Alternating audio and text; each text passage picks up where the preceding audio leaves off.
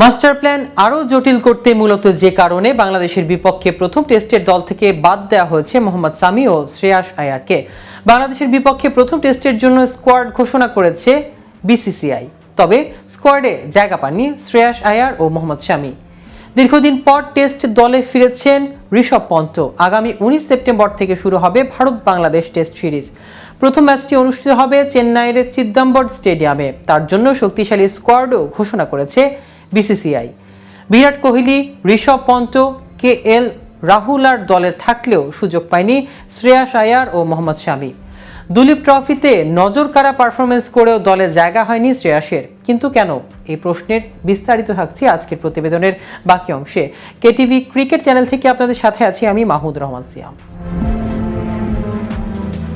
এই সিরিজে ভারতের টেস্ট দলে অভিষেক হতে যাচ্ছে তরুণ পেসার ইয়াশ দয়ালের। মোহাম্মদ শামি পুরোপুরি ফিট না থাকায় দলের সুযোগ পাননি। শ্রেয়াস আয়ার দুলীপ ট্রফিতে দারুণ পারফরমেন্স করেছিলেন, তবুও বাংলাদেশের বিপক্ষে টেস্টের দলে তার জায়গা হয়নি। দুলীপ ট্রফিতে ভালো করলেও চলতি বছরে জাতীয় দলের জার্সিতে লাল বলের ক্রিকেটে খুব একটা ভালো করতে পারেনি আয়ার। টাইমস অফ ইন্ডিয়া এক প্রতিবেদনে বলা হয়েছে, চলতি বছর লাল বলের ক্রিকেটে তার পারফরমেন্স খুব বেশি ভালো হয়নি। নির্বাচকদের নজর কাড়ার মতো পারফরমেন্স তিনি করতে পারেনি। সম্প্রতি শ্রেয়াসের ফিটনেস নিয়েও উদ্বেগ দেখা দিয়েছে, তবে মিডল অর্ডার ব্যাটারদের কাছে আরও ভালো কিছু আশা করে নির্বাচকরা। সরফরাজ খান ও কেএল রাহুল মিডল অর্ডারে বেশ ভালো করেছে। শ্রেয়াসকে যদি দলে ফিরাতে হয় তাহলে তাদের থেকেও ভালো কিছু করতে হবে। তবে মোহাম্মদ শামির ব্যাপারটা একটু আলাদা। প্রধান নির্বাচক অজিত আগারকার আগেই বলেছিলেন বাংলাদেশ সিরিজে মোহাম্মদ শামির ফেরার সম্ভাবনা নেই। দ্বিতীয় টেস্টেও তার দলে থাকার নিশ্চয়তা নয়। চলতি বছর ভারতের জার্সিতে 6 ইনিংসে ব্যাট করেছেন শ্রেয়াস। 6 ইনিংসে মোট 213 বল খেলে 108 রান করেছেন তিনি। এক ইনিংসে সর্বোচ্চ 35 রান করেছেন। 50.7 স্ট্রাইকারে তার গড় রান ছিল 21.6। অন্যদিকে চলতি বছর ভারতের হয়ে কোনো টেস্ট খেলা হয়নি মোহাম্মদ শামির। সর্বশেষ টেস্ট খেলেছিলেন গত বছর জুনে।